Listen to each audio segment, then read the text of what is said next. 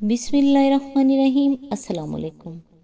میرا دل چاہتا ہے کہ میں ایسے الفاظ بولوں جو کسی کے دل میں اتر جائیں، جس سے اس کے ٹوٹے ہوئے دل کو تھوڑی تسلی ملے، اس ٹوٹے ہوئے انسان کو تسلی مل جائے اور اس کی روح کو سکون مل جائے۔ مگر پھر خیال آتا ہے کہ قرآن ہے نا، تو بس ہر شخص کو میرا پرخلوص مشورہ ہے، آپ اداس ہیں یا خوش، قرآن کھولیں، ترجمہ پڑھیں، تھوڑا سا غور کریں، اپنی ذات سے ریلیٹ کریں، آپ کو جلد آپ کا جواب مل جائے گا انشاءاللہ۔ دیکھیں، آزمائش ہمیں اللہ سے ملواتی ہے اور درد اور تکلیف ہمیں سجدوں سے ملواتی ہے۔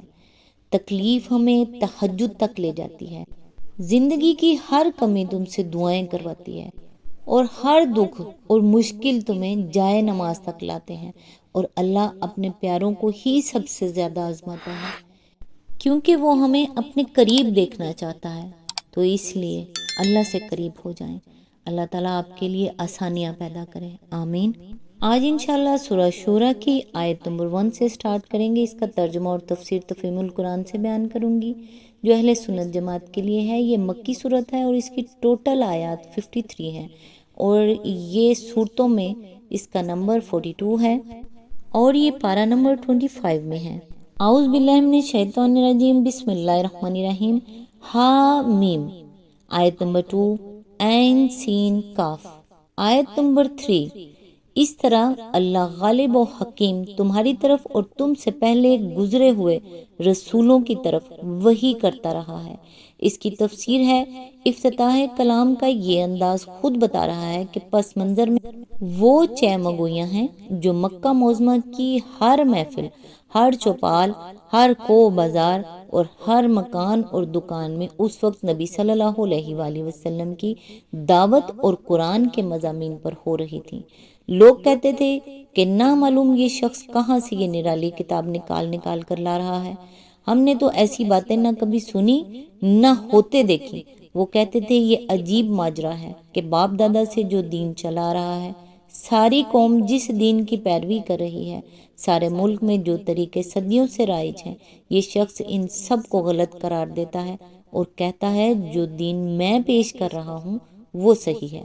وہ کہتے تھے اس دین کو بھی اگر یہ اس حیثیت سے پیش کرتا کہ دین آبائی اور رائج الوقت طریقوں میں اسے کچھ قباحت نظر آتی ہے، اور ان کی جگہ اس نے خود کچھ نئی باتیں سوچ کر نکالی ہیں، تو اس پر کچھ گفتگو بھی کی جا سکتی تھی، مگر وہ تو کہتا ہے کہ یہ خدا کا کلام ہے جو میں تمہیں سنا رہا ہوں۔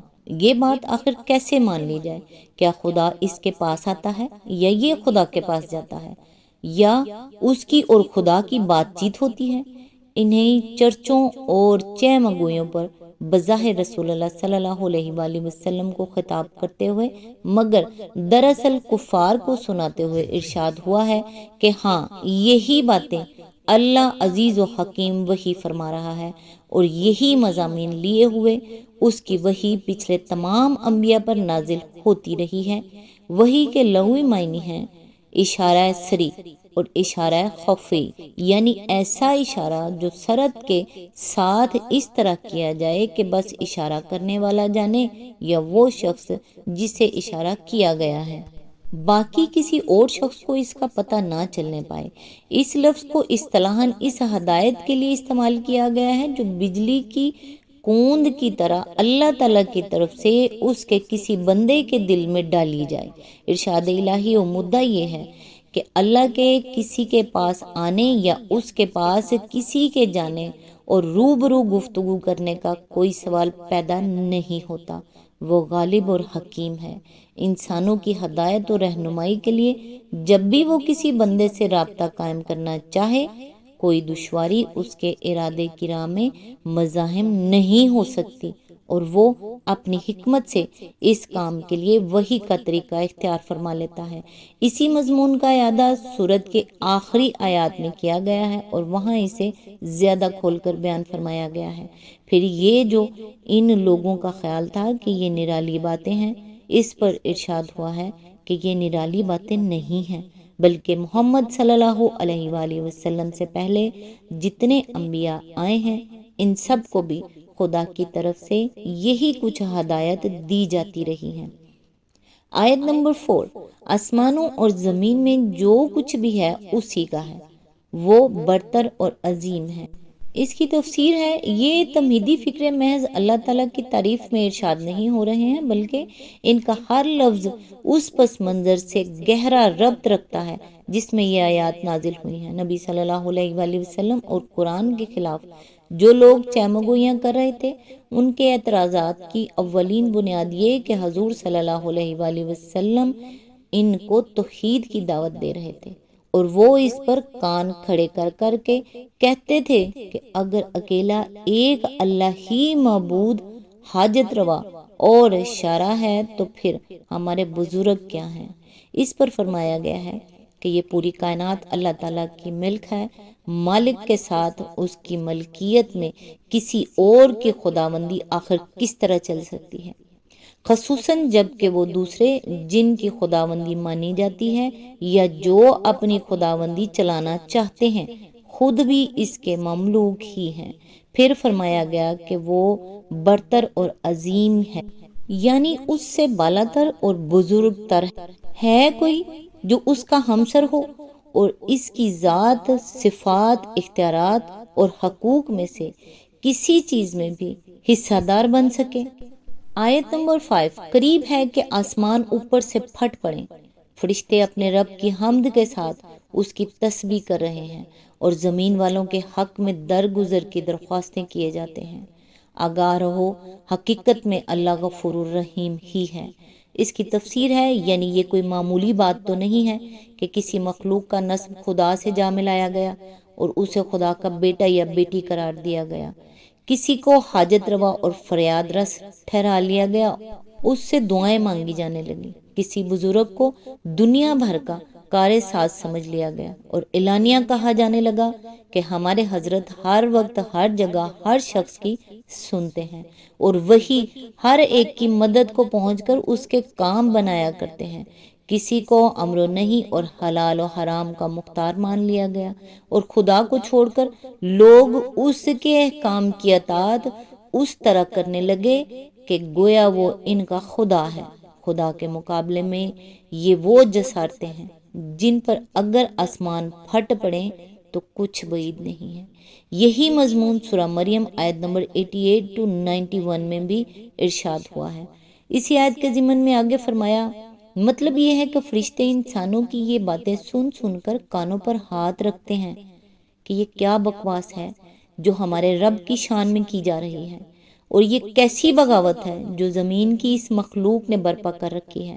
وہ کہتے ہیں، سبحان اللہ، کس کی یہ حیثیت ہو سکتی ہے کہ رب العالمین کے ساتھ الوہیت اور حکم میں شریک ہو سکے، اور کون اس کے سوا ہمارا اور سب بندوں کا محسن ہے کہ اس کی حمد کے ترانے گائے جائیں اور اس کا شکر ادا کیا جائے۔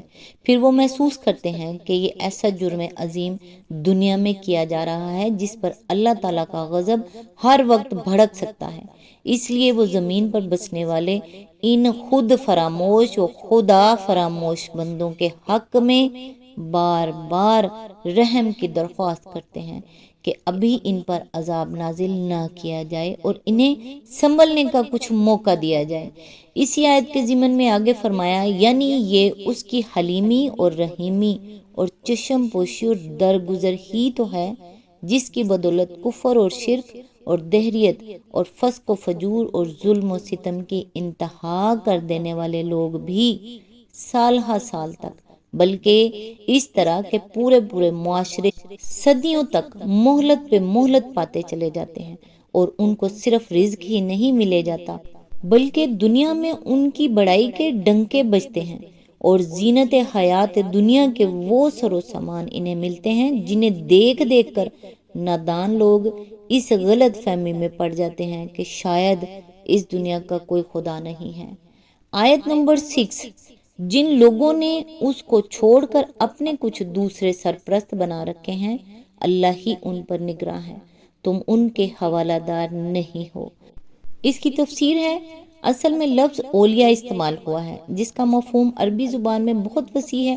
معبودان باطل کے متعلق گمراہ انسانوں کے مختلف عقائد اور بہت سے مختلف طرز عمل ہیں جن کو قرآن مجید میں اللہ کے سوا دوسروں کو اپنا ولی بنانے سے تعبیر کیا گیا ہے۔ قرآن پاک کا تدبیر کرنے سے لفظ ولی کے حسب ذیل مفہومات معلوم ہوتے ہیں۔ نمبر 1، جس کے کہنے پر آدمی چلے، جس کی ہدایت پر عمل کرے اور جس کے مقرر کیے ہوئے طریقوں، رسموں اور قوانین و ضوابط کی پیروی کرے۔ سورہ النساء آیت نمبر 118 to 120، سورہ الاعراف آیت نمبر 327 to 30۔ نمبر 2، جس کی رہنمائی یعنی گائیڈنس پر آدمی اعتماد کرے اور یہ سمجھے کہ وہ اسے صحیح راستہ بتانے والا اور غلطی سے بچانے والا ہے۔ سورہ بقرہ آیت نمبر 257، سورہ بنی اسرائیل آیت نمبر 97، سورہ الکہف آیت نمبر 17۔ نمبر 3، جس کے متعلق آدمی یہ سمجھے کہ میں دنیا میں خواہ کچھ کرتا رہوں وہ مجھے اس کے برے نتائج سے، اور اگر خدا ہے اور آخرت بھی ہونے والی ہے تو اس کے عذاب سے بچا لے گا۔ سورہ النساء آیت نمبر 123 to 173، سورہ الانعام آیت نمبر 51، سورہ رعد آیت نمبر 37، سورہ العنکبوت آیت نمبر 22، سورہ الاحزاب آیت نمبر 65، سورہ زمر آیت نمبر 3۔ نمبر 4، جس کے متعلق آدمی یہ سمجھے کہ وہ دنیا میں فوق الفطری طریقے سے اس کی مدد کرتا ہے، آفات و مصائب سے اس کی حفاظت کرتا ہے، اسے روزگار دلواتا ہے، اولاد دیتا ہے، مرادیں برلاتا ہے اور دوسری ہر طرح کی حاجتیں پوری کرتا ہے۔ سورہ ہود آیت نمبر 20، سورہ رعد آیت نمبر 16، سورہ العنکبوت آیت نمبر 41۔ بعض مقامات پر قرآن میں ولی کا لفظ ان میں سے کسی ایک معنی میں استعمال کیا گیا ہے اور بعض مقامات پر جامعیت کے ساتھ اس کے سارے ہی مفہومات مراد ہیں۔ آیت زیر تشریح بھی انہی میں سے ایک ہے۔ یہاں اللہ کے سوا دوسروں کو ولی بنانے سے مراد مذکورہ بالا چاروں معنوں میں ان کو اپنا سرپرست بنانا اور حامی و مددگار سمجھنا ہے۔ اسی آیت کے ضمن میں آگے فرمایا اللہ ہی ان پر نگراں ہے، یعنی وہ ان کے سارے افعال دیکھ رہا ہے اور ان کے نامہ اعمال تیار کر رہا ہے۔ ان کا محاسبہ اور مواخذہ کرنا اسی کا کام ہے، تم ان کے حوالہ دار نہیں ہو۔ یہ خطاب نبی صلی اللہ علیہ وآلہ وسلم سے ہے، مطلب یہ ہے کہ ان کی قسمت تمہارے حوالے نہیں کر دی گئی ہے کہ جو تمہاری بات نہ مانے گا اسے تم جلا کر خاک کر دو گے یا اس کا تختہ الٹ دو گے یا اسے تہس نہس کر کے رکھ دو گے۔ اس کا یہ مطلب نہیں ہے کہ معاذ اللہ نبی صلی اللہ علیہ وآلہ وسلم اپنے آپ کو ایسا سمجھتے تھے اور آپ کی غلط فہمی یا برخود غلطی کو رفع کرنے کے لیے یہ بات ارشاد ہوئی ہے، بلکہ اس سے مقصود کفار کو سنانا ہے۔ اگرچہ بظاہر مخاطب حضور صلی اللہ علیہ وآلہ وسلم ہی ہیں، لیکن اصل مدعا کفار کو یہ بتانا ہے کہ اللہ کا نبی اس طرح کا کوئی دعویٰ نہیں رکھتا جس سے بلند و بانگ دعوی خدا رسندگی اور روحانیت کے ڈھونگ رچانے والے عموماً تمہارے ہاں کیا کرتے ہیں۔ جاہلیت کے معاشروں میں بالعموم یہ خیال پایا جاتا ہے کہ حضرت قسم کے لوگ ہر اس شخص کی قسمت بگاڑ کر رکھ دیتے ہیں جو ان کی شان میں کوئی گستاخی کرے، بلکہ مر جانے کے بعد ان کی قبر کی بھی اگر کوئی توہین کر گزرے یا اور کچھ نہیں تو ان کے متعلق کوئی برا خیال ہی دل میں لے آئے تو وہ اس کا تختہ الٹ دیتے ہیں۔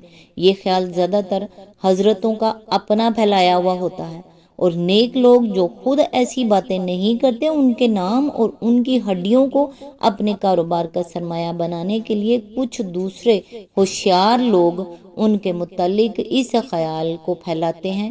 بہرحال عوام میں اسے روحانیت و خدا رسیدگی کا لازمن سمجھا جاتا ہے کہ آدمی کو قسمتیں بنانے اور بگاڑنے کے اختیارات حاصل ہوں۔ اسی فریب کا طلسم توڑنے کے لیے اللہ تعالیٰ کفار کو سناتے ہوئے اپنے رسول پاک صلی اللہ علیہ وآلہ وسلم سے فرما رہا ہے کہ بلا شبہ تم ہمارے پیغمبر ہو اور ہم نے اپنی وحی سے تمہیں سرفراز کیا ہے، مگر تمہارا کام صرف لوگوں کو سیدھا راستہ دکھانا ہے۔